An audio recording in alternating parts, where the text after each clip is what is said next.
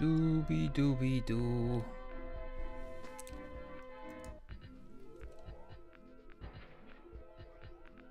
Okay, let's see here.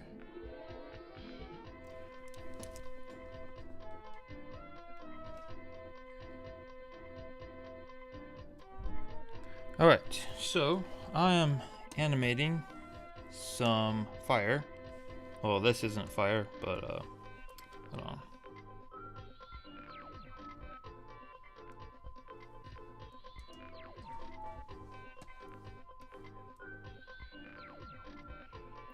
This is some animation. Well, obviously. Hold on. I need to get my brain into talking mode. I've been drawing and I need to remember how to use my words. Yeah, obviously this is animation, but it's lightning. This is it's like a bunch of lightning, all the effects at once. I've been animating over the past month. Well, I'll turn this off. I'll just show these individually now. I'm working on a lightning animation tutorial that'll show different ways to animate lightning, and I'm also working on a PDF book that will have animation methods and formulas you can use to quickly animate lightning strikes. And this one's kind of really colorful. I just tried a bunch of different ones here, but yeah, there's like, I was kind of trying to learn about lightning, the different kinds of lightning, how it works. Like this example, for instance, this is coming in these branching paths. This is called stepped leader lightning, which is like the kind of branching type of lightning you see. And then followed directly afterwards is the big return stroke. And this is sort of the brightest part of the strike. This is the part you most often associate with a lightning strike. And then it dissipates, and as it fades out, this is called bead lightning, where the lightning loses its heat and luminosity rapidly and it beads out or decays. So obviously studying animation frame by frame, or live reference footage rather, you can go onto YouTube and find stuff and go over things frame by frame by clicking the little arrow keys on your keyboard. And that's actually a really good way to learn and to think about how you can animate things, because with animation it's all about the flow of drawings or the flow of images. It's not so much about any one individual picture, but rather how do the pictures flow together as a dance. I guess it's very similar to music, because music is temporal and it's not about any one isolated note, but how all the notes flow together in time, in sequence, to create a song. And animation is very, very similar to music in that way. Whereas like a still painting, you're getting the whole painting as this frozen moment in time, and you can't understand music or animation based on a frozen moment.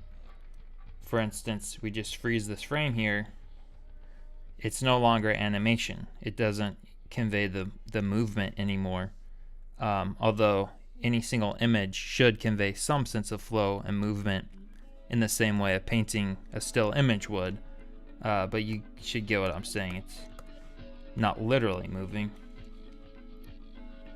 But yeah, so I'm actually working on a client loop right now. I just figured I was gonna live stream it, animating some smoke. I just kind of like doing effects animation, but I want to get into some more character stuff. But this effect stuff is a little more loosey-goosey, easier for me to talk and do it at the same time.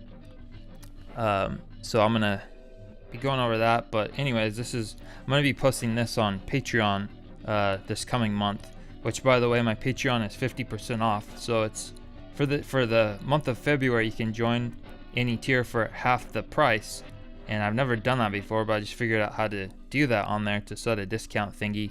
So if you ever wanted to join, now's the time, and you can download a bunch of animation loops, and I'm going to be posting all these lightning loops next month that you can download and use in your own projects. And I'm working on a lightning tutorial where you can download the PDF and PNG sequences. Anyways, this is what I'm working on right now, is this little smoke animation. And yeah, this little smoke animation, it's gonna be going over a little cigarette thingy for this streamer. And so this is her character. It's like a VTube thing. I don't really know anything about nobody, but it's like a little Twitch streamer thing, and this character's animated and does stuff when she talks, but I'm basically just animating the smoke here. Oh, is this? I don't know if this is appropriate. I forgot this image was. There we go. Anyways, so I'm hoping to do some more stuff for streamers and whatnot. And they sent me this color guide to do. And yeah, so basically what I'm going to be doing today is kind of cleaning this up and making it nicer. And this is the style guide. I did a color here, if I can find it. Oh, here we go. So this was the first kind of style guide I did, and as you can see, it's very bubbly. It's got sparkles and it's very pink, but it's a little bit too, I guess, liquid type of feeling. So I did another one that has more gradient and blur and glow. So it's a little, this is what the finished animation will look like once all the frames are cleaned up. But for now, I'm just literally just drawing the clean line work. And before I do that, I figured I'll just show you a quick way you can animate your own smoke. So you can start out with a little guideline here. This is like a funnel type of shape because smoke expands as it rises. And of course, the smoke is gonna look different depending on what's burning, how much wind there is. Everything around the smoke is going to affect how the smoke appears, how it billows out and dissipates. But the next thing you do after getting this little funnel shape in is literally just draw like this S curve that goes up. And I'm basically going to use this as a guide to draw this sort of snaky type of undulating, billowing, wavy type of shape. And I did another tutorial on the wave principle, which is worth checking out for learning how to animate fluid types of motion like this. But basically, like S shapes kind of morph into their opposing Z shapes. So let me just see how this is. This is on 6 frames a second, by the way. So I'm just doing like a super, fast thing here. I'm not making this nice. I'm just showing you how you can animate some smoke animation pretty quick. So I'm gonna paste the beginning frame at the end and make sure that this can loop into itself as a seamless cycle.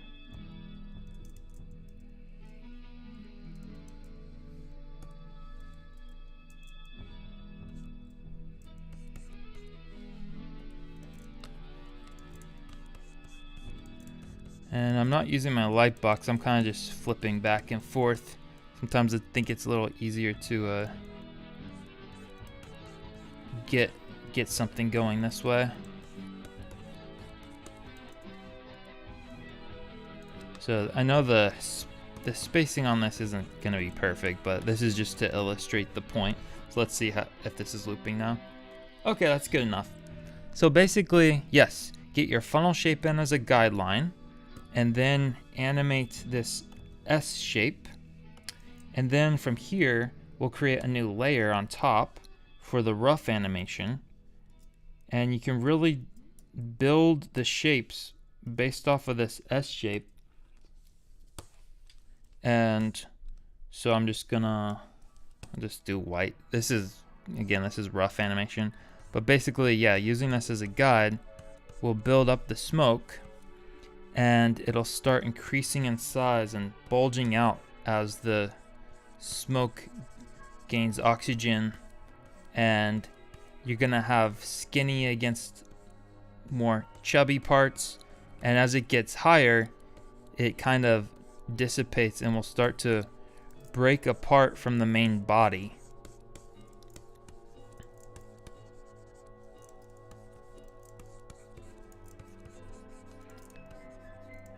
And as one section starts to go to the left, the part underneath it will start to flow to the right, and that's how you get this sort of slithering snake type of motion. So it's also kind of like how secondary motion on a body would work with hair. Like if you were running and then you stopped suddenly, the hair would follow through in the same direction you were originally running. Even after your body stops, the hair will go forward a bit and then settle back down.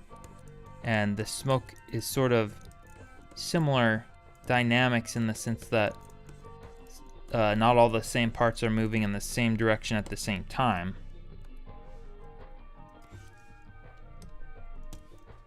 So this maybe isn't the best example for smoke itself. This feels more like a whipping tail, but you know, I think smoke looks pretty good if you have some kind of S-type curves and this sort of slithering type of motion. I think helps the smoke to feel kind of trance-inducing. Now, of course, again, this depends on what is burning. How much wind there is, everything that's happening around the smoke influences how the smoke is going to feel. And like, if I were going in here, again, this is rough animation, but say I think this is too skinny, I can come in and chunk up some parts and start to get some bulges here, and opposed to the bottom part that might be more smooth and simple, then on this side it'll be more complex. So let me just go on red here, show you that, say like this side will be complex, and then underneath it you can see, to contrast it, we have this one shape opposing the complex side, and this is simple. So this is something to keep in mind with effects work, is you don't want all the shapes to be complicated, and it becomes very confusing on what you're actually looking at. You might not also want everything to be super simple unless you're doing a really simple style. So it's good to contrast complex against simple. So that is just my super quick, easy tutorial on how to think about smoke when you're animating it. And now, get back to the client piece I was working on. You can see kind of, again, I followed like that kind of S shape, but after I got that basic S shape in, I just went in and drew some circular shapes over it and cleaned it up a bit. And then up here, you can see that the smoke is breaking apart and then it disappears. And I'm kind of having things animate in these circular motions to have it dissipate. And I'm also keeping in mind I don't want it to touch the edge of the screen because this needs to be a loop with a transparent background. What's up, holy hand grenades? Thank you so much for watching. I'm gonna try to be live streaming more. I might even do like a daily live stream throughout February. I don't know, maybe, but yeah, I'm just figured I'd try to document some of my process. But now I'm gonna start doing some cleanup. I'm gonna turn the background a little darker so I don't fry my eyes. Alright, so this is the color I'll be cleaning up in. And then this is just gonna be this is on 4s right now, so the final animation will be on 2s, and then I'll go in and do cleanup or not cleanup, but in-betweens rather. But for now, I'm just coming in. I'm gonna be getting these contour lines in and then coloring all of this flat color, and then go on another layer and actually animate shadows to make it feel more 3D, because right now this is gonna feel really flat. And then after I do the shadows, I'm gonna go over on a different pass and animate little girly pop sparkles. I was looking at Sailor Moon for inspiration of those, like, kind of, you know what I'm trying to say, I hope, like those little effects that are like stars. Yeah, so I'm gonna go over on another pass on another layer and animate that, and then I'm gonna add effects such as blur and glow to the shadow layers and the sparkly stars to make everything feel a little more magical.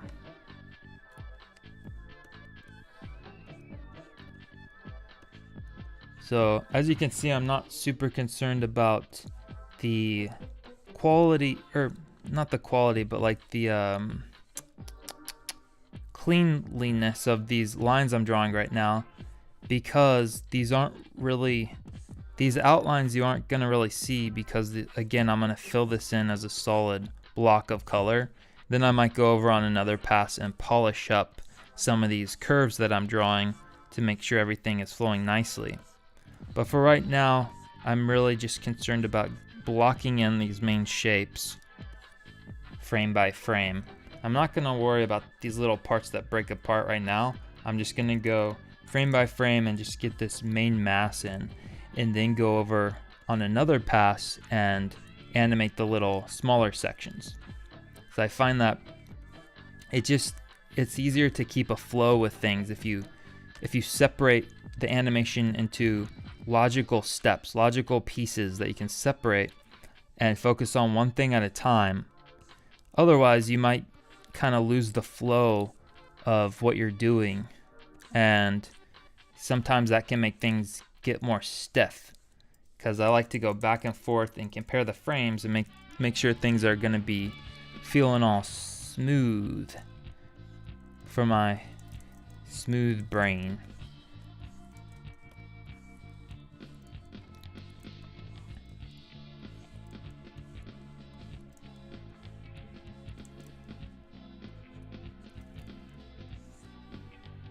But yeah, doing this cleanup is kind of like another chance to spot any mistakes you might have made during the rough animation stage. And then once I go over with in-betweens, that'll be kind of the final chance I have to correct any mistakes. Because once you have things colored and cell shaded, it is a huge pain to have to go and change any single frame. Because if you made a mistake and you have to change one frame, well, guess what? You have to change every frame around that frame in order to keep things animated well. So yeah, with animation, you have to make the edits during the beginning stages. You can't be doing edits after things are animated. It's very, very depressing, because it, like, you lose all this time you spent into getting to that stage. That's why there's an animation pipeline, where is a logical pipeline. Like, the cleanup depends on the rough animation. The rough animation depends on layout and the storyboards and the thumbnails, and all of that depends on the idea or treatment or script. So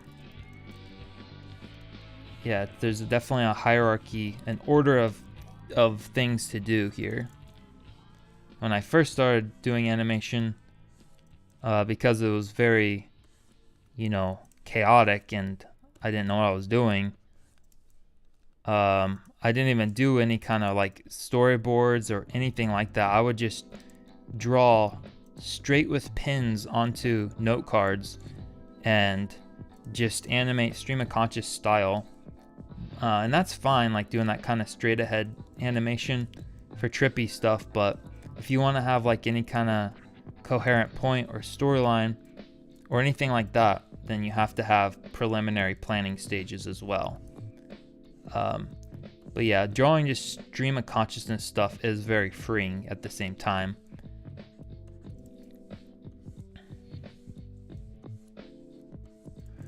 But yeah, I'm trying to explore more narrative type of stuff too with animation, because a lot of my stuff is more trippy, and so I'm trying to make like ideas for cartoons. We're getting scripts and stuff written. So I want to potentially try a Kickstarter and do like a proper story, and but of course all that's like a whole other thing to learn.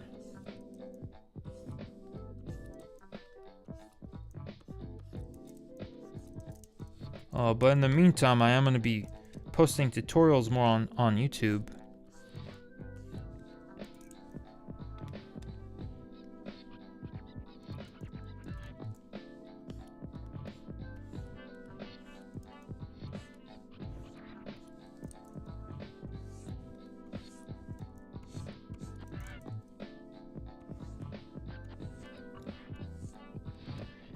I better save. Make sure I don't lose anything here. Oh crap, hold up.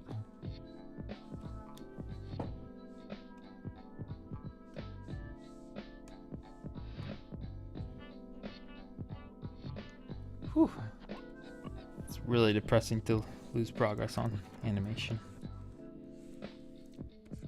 And I'm animating in TV Paint. I've been learning grease pencil a little bit.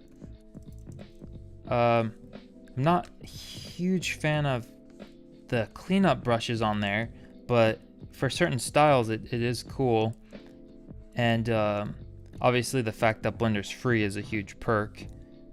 So I'm learning how to do frame by frame animation there. I want to start doing some tutorials in Blender as well, because a lot of times people ask me what program I'm using, and a lot of times they're students or they don't have a budget for TV Paint. So I'd like to be able to, in good faith, recommend free alternatives. And I mean, there's so many award-winning films now coming out that were made entirely in Blender.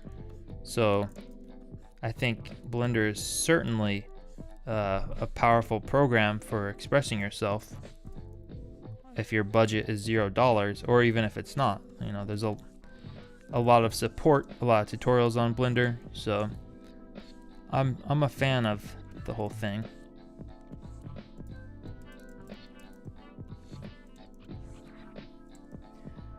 This type of cleanup stuff is pretty mindless in the sense that I can listen to stuff or talk or listen to things with words. If I was doing the part of the process like the concept stage, or even sometimes the rough animation stage, if I listen to something, it has to be wordless music, because the language takes up too much attention. It's like the language channel in your brain gets all used up. But just tracing stuff, this is more physical, more physically demanding, where you have to keep like you want to make good gestural strokes, and it can be physically demanding, and there is a certain type of concentration involved in this, but it's not so cognitively taxing in the sense that you have to think critically about things, because all the thinking, all the brain work is already done. All I have to do is the line work. Oh, thank you. You liked the Temples music video. I appreciate that. That was, yeah, music video. Sean Lennon did a remix of the Temples song, and he reached out and asked if I wanted to make something. And, yeah, so it was a really tight deadline, as these things often are. So for that one, I kind of did a mix of custom animation with a lot of loops that I've already animated and re-edited it to flow with the song. I had also been just getting into analog glitch visuals, like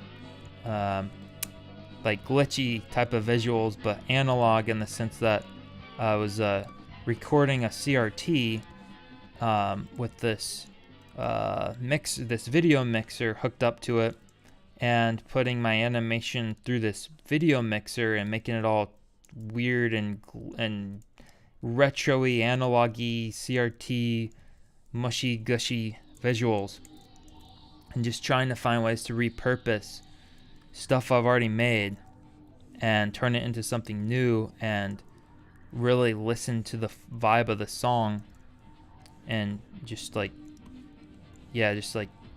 use the loops, the animation loops, as Lego blocks to build something new. Because animation is so time consuming, it's very rewarding to be able to get extra mileage out of your work. So that's why I always recommend artists and animators, and really any type of creative person, to figure out ways you can repurpose and repackage your work into digital products that can be sold. Because yeah, it's hard. Like the creative field is very hard. Like sometimes it's feast or famine, sometimes you don't have any projects going on at all, so you need to diversify your income streams, which I know is cliche, like don't put all your eggs in one basket, but it's very true. And it's like, obviously popular ones, say for like Photoshop artists, like if you work in Photoshop, then figure out custom brushes that you've made that you could maybe resell. Or if you have made, say you made a film that got into Sundance, well, you could do a like a video series on how to create films, and or like I don't know, like how to get them, how to make a good demo reel, stuff like that.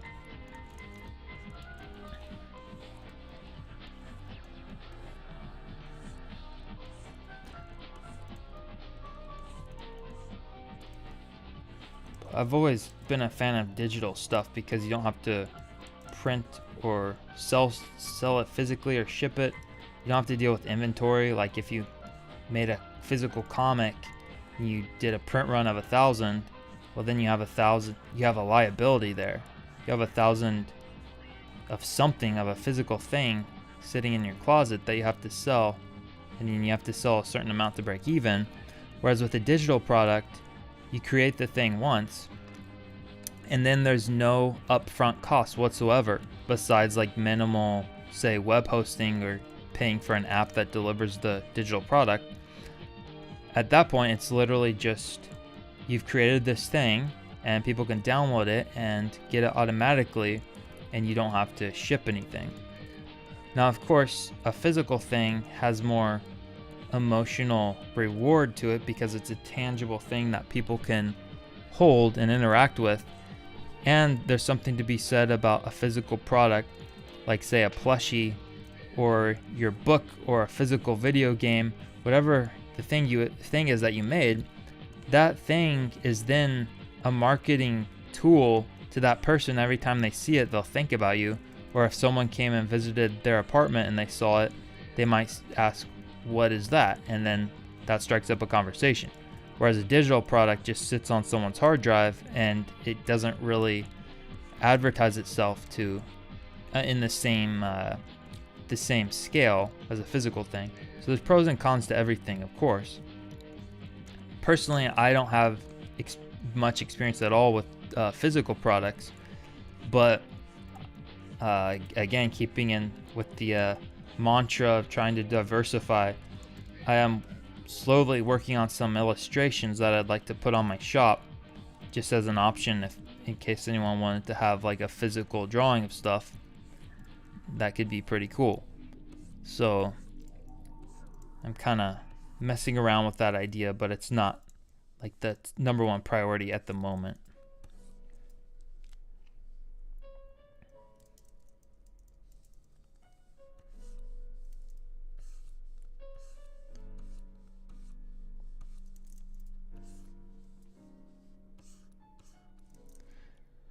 Something else on this cleanup, I sometimes will accent or push things a little bit further than they were in the roughs. Again, flipping back and forth to compare the previous drawing with the current one I'm on, making sure that the shapes are going to be going into each other nicely. And again, since this is on 4s right now, I'll go over on another pass and I will duplicate all these frames and then delete every duplicated frame so that I then have a blank empty frame in between each drawing. And then I'll do in between animation, which will make everything more smooth. But you have to make sure that your frames are working well before you go into in-betweening. Because if your frames aren't working well, no amount of in-betweening will fix that. In fact, if you have problems between your drawings, in-betweening will only compound those problems and make them more obvious. A lot of beginner animators think that just adding more frames means better, or just making the frame rate higher and making things look more smooth makes it better, but it doesn't. It can often just make it more mushy and worse. So yeah, like frame rates really depend, or yeah, like well, okay. So like the frame rate I'm working on right now total is going to be 30 frames per second. So the frame rate of the project itself doesn't change at all, but whether the exposures of frames you're animating on is what matters in terms of how fast things are going to be moving. So like if I was animating on 1s at 30 frames per second, then that would be 30 frames per, or 30 drawings per second, one drawing every exposure on the timeline. So animating on 2s at 30 frames a second, it would be 15 drawings per second. Even though the project file is still 30 frames a second, the exposures are changing the speed at which the drawings are shown. And sometimes animating on 3s looks better than 2s. Sometimes animating on 4s looks better than 1s. It really entirely depends on the context of the scene and what you're animating. Because like sometimes you want things to be a little more snappy or have expressions read a little bit more. Or like with lip syncing, if you animate everything on 1s, it can look really mushy. Sometimes it's better to do a mix of 1s and 2s and 3s so that certain poses will stay on screen longer and read better. Now, of course, you have moving holds, which is where it's almost like a held frame or a held drawing, but you have other parts that are slightly moving a little bit to keep the image from feeling dead and stiff and still. You can also do things like line boils, where you would otherwise have a hold or a held position, but you just draw over it several times so that the lines are always kind of moving a little bit and feel like they're breathing almost.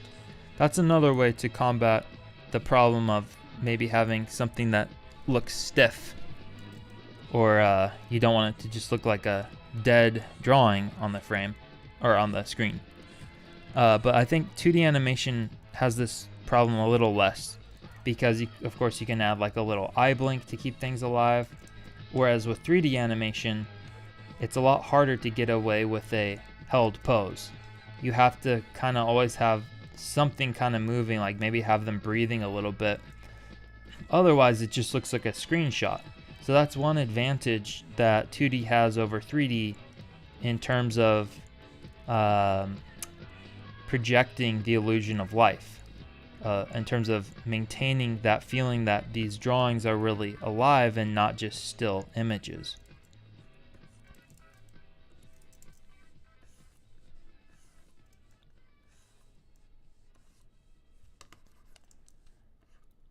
But I'm slowly working on a beginner's 2D animation course. Been taking notes, been trying to think about how to package this in a way that will be really helpful and concise, because a lot of tutorials and stuff are kind of long and rambly, but all that stuff's on YouTube. I want to make something that's like highly edited, but has a ton of value. And yeah, it's like all the basic stuff I would have liked to know when I was first starting out. And I'll be posting a bunch of stuff on Patreon as well. Well, currently on Patreon, yeah, there's like PDFs of storyboards from music videos I've done, and of course a bunch of animated loops that you can use in your own projects, your own YouTube videos, live streams, social media.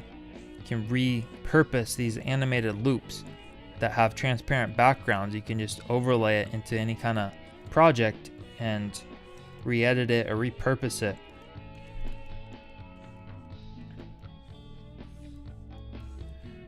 And I also have a fire course, which actually the only animation course I've made so far is how to animate fire, which is in the links and description. And that animation course also comes with 20 animated loops of fire and smoke and other type of flames, candles, things like that you can use in your own projects.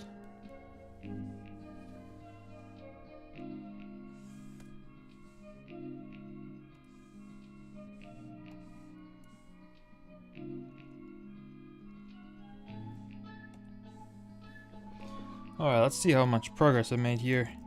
I still have a few frames to go. Oh, it's not bad. I'm just gonna actually... Alright, so now I'm not gonna worry about finishing up the rest of this cleanup. I am just gonna get the flats in here and then start doing some cell shading just to have another part of the process being shown here. So on TV Paint I created a new layer and I'm gonna stretch this out, and then I'm gonna hit the paint bucket again, then select this entire selection here, then click enter, and now the flood fill has filled in all these frames on the bottom. Now I'm gonna go back to my paint bucket, click the source to above, and change color to erase. Now I'm gonna click the thing, and now it erased it, and I'm gonna select all the frames, click enter, and it will repeat that action, and now this entire thing is colored in. Super fast, super easy. It's a fast way to color your basic shapes in for TV Paint. And so now try to find my the color I was using for the cell shading.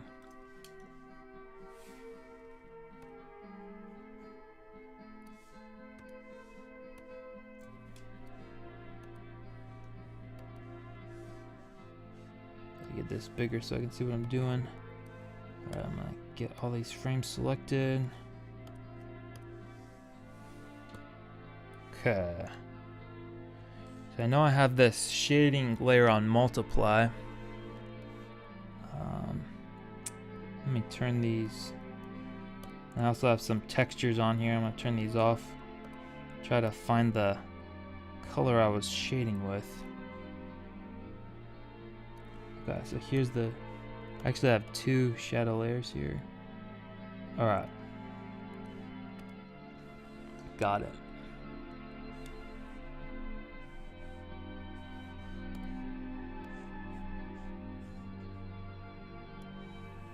Alright, save this. Here we go. That's the one I want. It's this purple. It'll look different once I add all the effects and whatnot over it.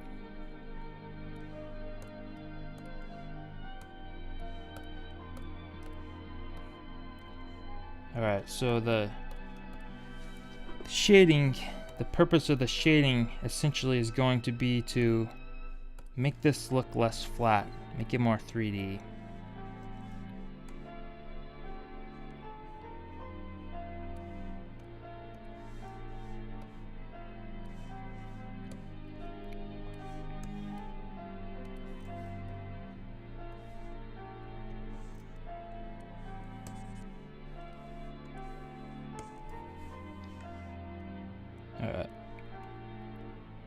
Put the opacity on 40%. And I'm just kind of imagining these circular forms within here. And I know the light source is basically coming from the bottom of this flame, or the bottom of the smoke rather. I'm gonna kind of have more concentration of darkness more around the top.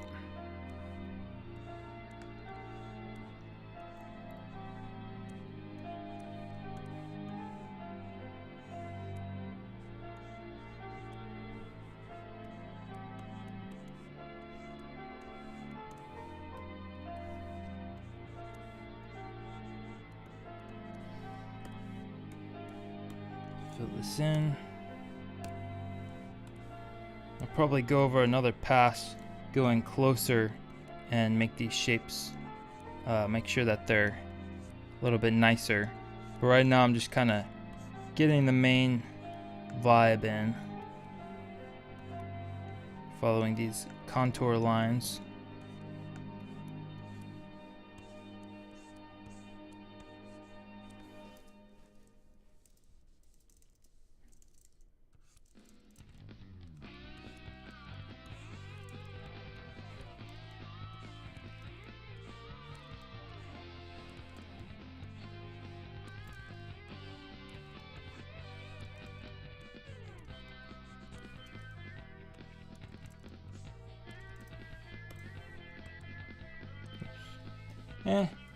Actually, you know what? I think that's good. I think I'm good for now. Well, anyways, thanks for watching. I'm gonna rock out, and I'll see you in the next one.